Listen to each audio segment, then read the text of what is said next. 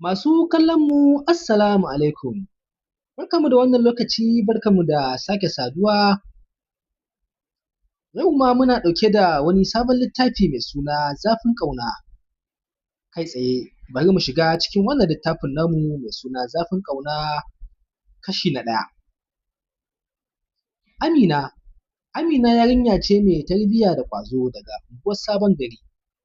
Ta kasance tana aiki a kantin littattafai wata rana, yayin da take shirya littattafai a kanta, Idris matashi ne yana da ƙwarewar fasaha, ya shigo kantin sayar da novels wanda Amina take aiki neman wani littafi na tatsuniya.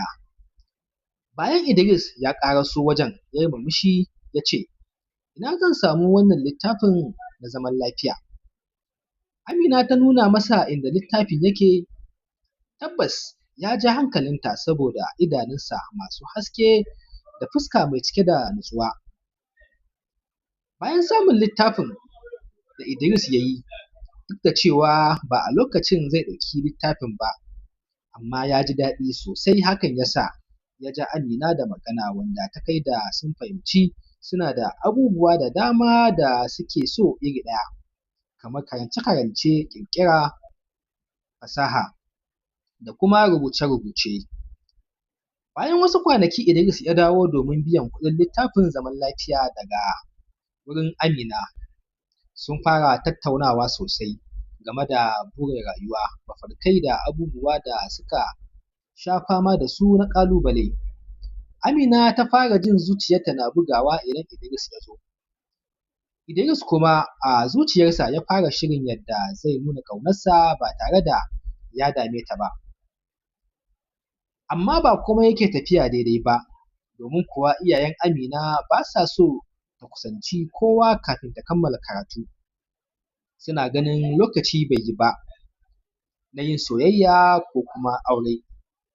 A ɓangaren Idris kuma yana fama da matsalar aiki, wasu lokuta ba ya samun wadatar kuɗi wanda zai isa ya gudanar da rayuwarsa. Amina da Idris sun samu fahimtar juna, hakan ya sa suka ji cewa suna da buƙatar kasancewa tare. Wata rana Amina ta ji labari cewa wasu mutane suna zargin Idris da ƙoƙarin yaudarar mutane tare da zambo cikin aminci, duk da cewa ba gaskiya ba ne. Amma labarin ya yaɗu kamar wutar daji. Amina ta ji tsoro sosai da jin wannan labari mai karya zuciya da baƙin ciki, tana tunanin yaushe gaskiya za ta bayyana. A ɓangaren Idris kuma ganin irin wannan zargi da ya ta'azzara, ya fara ƙoƙarin bin duk wata hanya da zai kare kansa a kan ɓata masa suna da aka yi ta fahimtar da Amina gaskiyar lamari. Amma ba ya son shige mata domin ba ya son ya dame ta da matsalolinsa.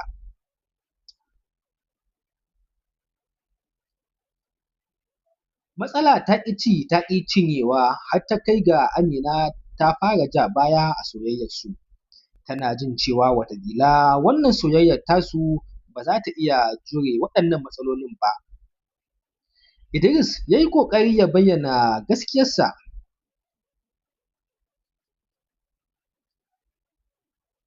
ya yanke shawarar ya je wajen iyayen Amina ya nuna hujjoji masu tabbatar da cewa ba ya da laifi, sannan kuma ya roƙi Amina ta ba shi dama ya sake mata bayani. Bayan ya kammala magana da iyayen Amina, Idris da Amina suka samu waje. Idris ya ce, Amina ki yarda da cewa kowace soyayya za ta fuskanci ƙalubale, amma ina so mu zama tare wajen shawo kan duk wata matsalarmu da ta shafe mu. Idris ya sanyaya zuciyar Amina da hujjoji da kalamai masu kwantar da zuciya, har ta kai da Amina ta kasa yin magana, zuciyarta tana rikicewa tsakanin ƙauna da tsoro. Amina ta matuƙar yarda da Idris, hakan ya sa ta ɗauka cewa komai ya wuce. A ɓangaren karatun Amina za su tafi wani gari domin yin wani course na karatu wanda zai ɗauke su sama da wata guda.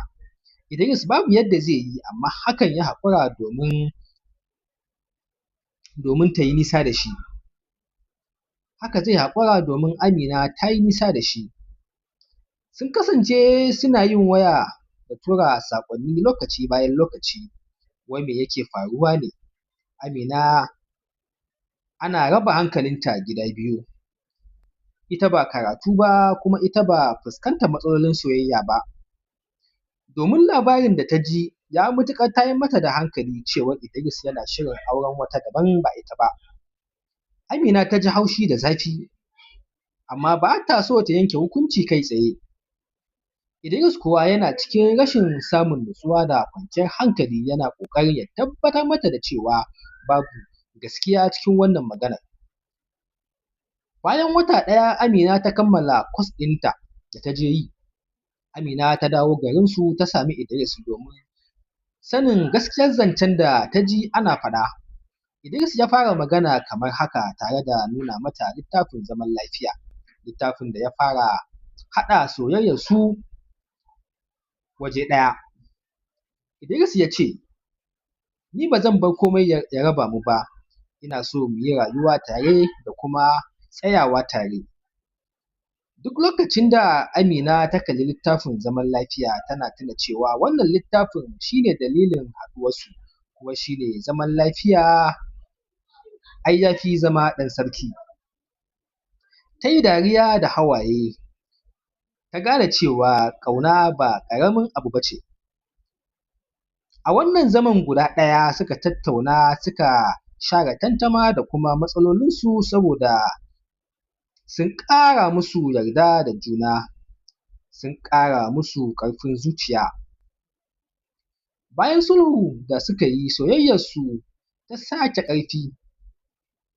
Idris ya fara rubuta wasu ƙananan rubuce-rubuce kan soyayya da ƙauna yana ba Amina su a matsayin kyauta.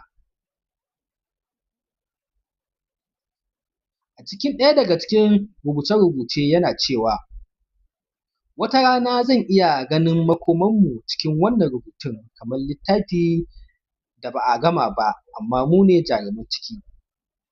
Amina tana cikin farin ciki a duk lokacin da take tare da Idris ko kuma wani abu da ya shafe shi. A wannan lokacin tana ƙulla alaƙa da murmushi, zuciyarta cike take da jin daɗi. Amma a cikin zuciyarta har yanzu akwai tsoro da fargaba a kan makomar soyayyarsu domin iyayenta za su iya ba da matsala a kan cikar burinsu. Kash masu kallo, a nan muka kawo ƙarshen kashi na ɗaya na littafin mai suna Zafin ƙauna.